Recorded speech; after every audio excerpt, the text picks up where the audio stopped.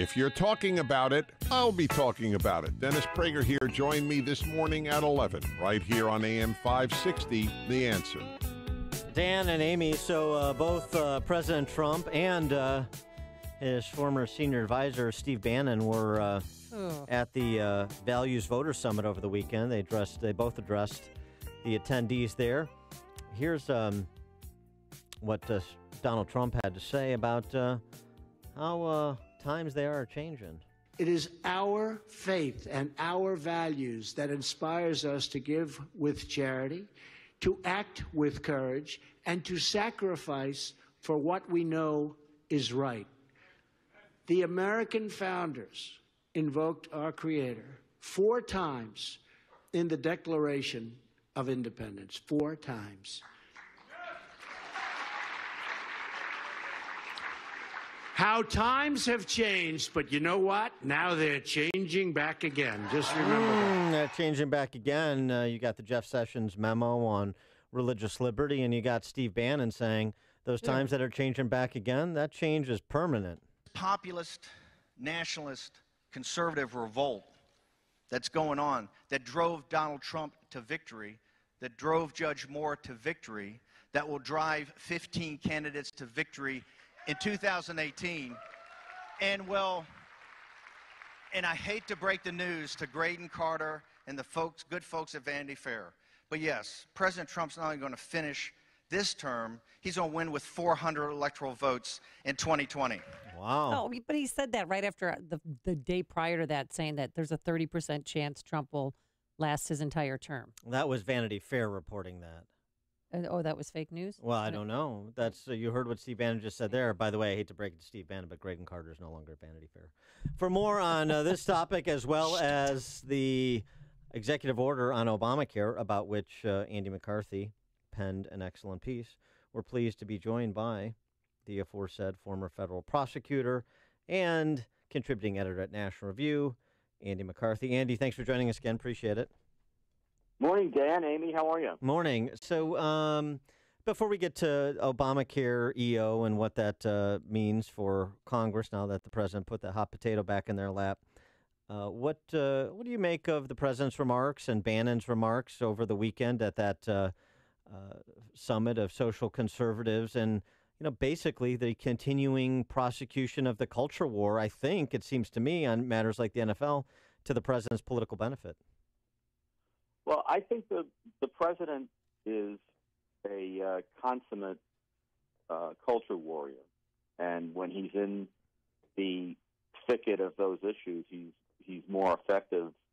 Now whether that translates into effective governance is perhaps a second issue, but he's certainly at home and comfortable when he's on these issues. The problem I've always had with the this idea of a populist revolt is that I think the people pushing it have to be careful, not to believe their rhetoric too much.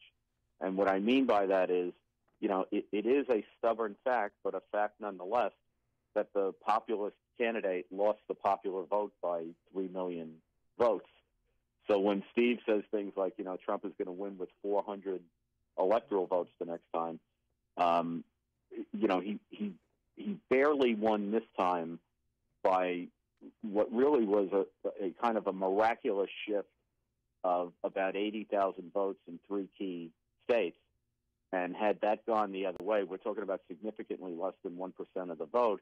We wouldn't be talking about a populist revolution. We'd be talking about a pillar of the political establishment who comfortably won re-election or comfortably won election in Clinton.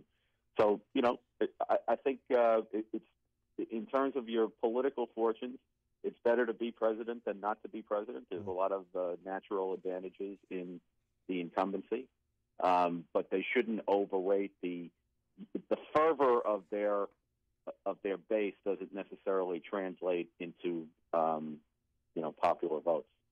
Do you personally think, though, in 2020, President Trump is going to win re-election, if he even runs? Amy, I always say about this sort of thing that, last week we didn't know what we were going to be talking about this week. And, events happen, and a president has a great ability for good or bad to have great impact and great influence on the way those events are handled. So to my mind, I don't think we know even what we're going to be voting on in the 2018 midterms yet. So I think it's way too early to say, what shape he's going to be in 2020. Well, interestingly, we do know a little bit about 2016, and there's, of course, more research going into that election for lessons learned, including funded by George Soros, White Working Class Views on Belonging, Change, Identity, and Immigration. This is a study that Soros funded for researchers from 3 different universities speaking with quote-unquote white working class Trump voters. And they find, generally speaking, kind of the top-line takeaways. Trump was the hope and change candidate for them in 2016. You've got the anecdotal verbatims. He's honest for the most part, isn't afraid to say anything, and that's the first time in my lifetime I've seen a politician say, you know what, I don't care, I'm going to say it. I'm working hard enough to have the American dream, but I just don't have it. I'm doing this whole living from paycheck to paycheck thing. Interviewed 400 people, Birmingham, Dayton, Tacoma, Phoenix, and even Brooklyn. And so this is a kind of a flavor of the responses they got. So you're right. I mean, to say that we don't know what we're going to be talking about, but until and unless there's more opportunity for this segment of the American electorate, I don't see them moving around a lot when it comes to Trump versus, some leftist of privilege from the U.S. Senate. Yeah, I agree with that.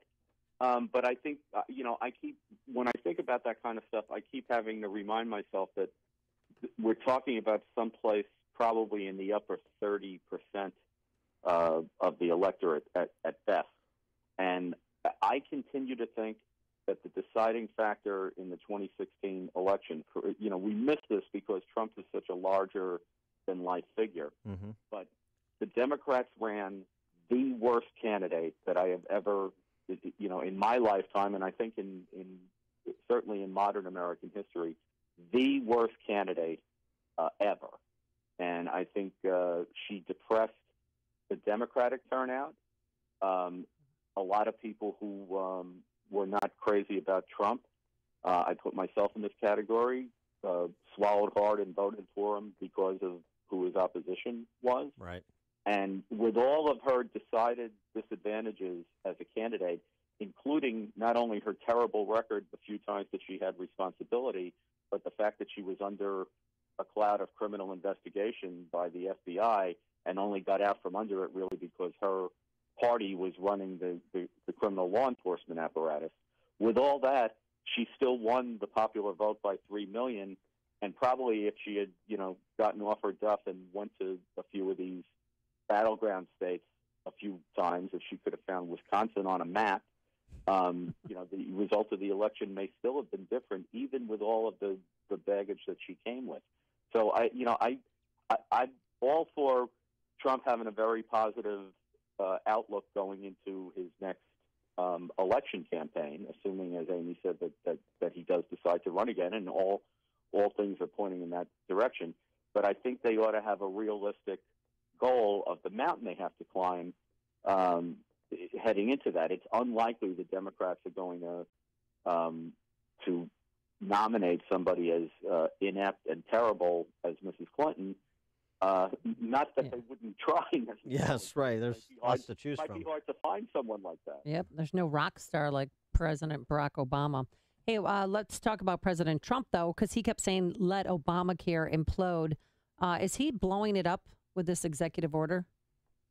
Well, no, I think it blows up on its own if it's faithfully enforced. I just think the coverage of this is something to behold, because what Trump has done here is enforce the letter of Obama. In fact, I wish he totally enforced the letter of Obama, particularly with respect to the Gazy exclusion or exemption that they gave to people on Capitol Hill.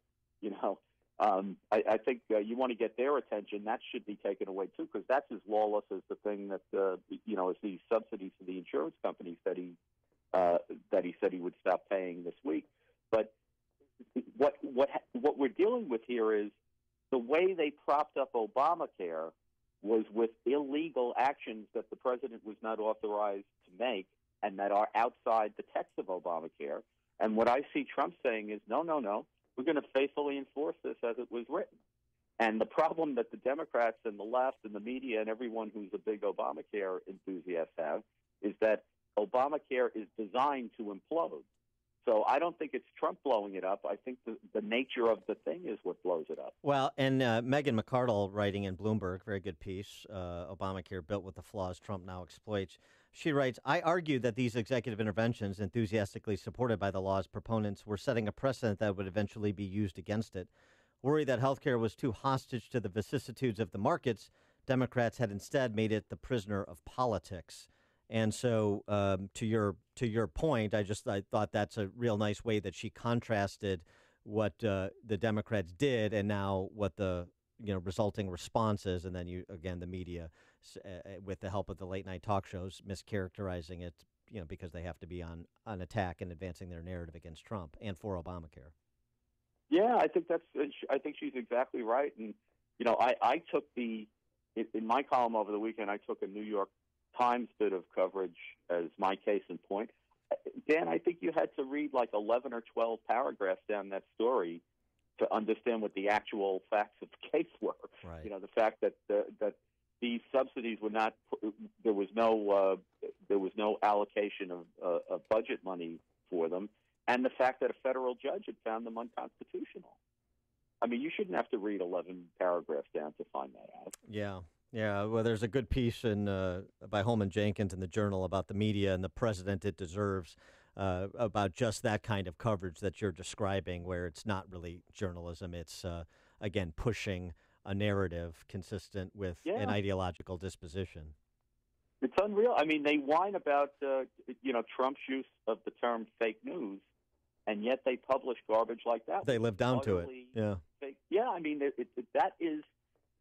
Trump may say some outrageous things, but most of the time when he says them, we know that they're outrageous and that he can't, some of the times at least, you could say he can't possibly mean that. Whereas this coverage of Obamacare and what Trump did with respect to these insurance company subsidies, that was presented to people as if it were fair, straightforward, objective news. And it's a lie out and out. He is Andy McCarthy. He is a contributing editor at National Review, former federal prosecutor. His most recent piece on Trump's EO on Ocare is Trump Faithfully Executes Obamacare, Media Democrats Go Nuts. You can find that at nationalreview.com. Andy, thanks so much for joining us again. Appreciate it. Thanks, guys. Have a great week. You too. And he joined us on our turnkey.pro answer line. You're listening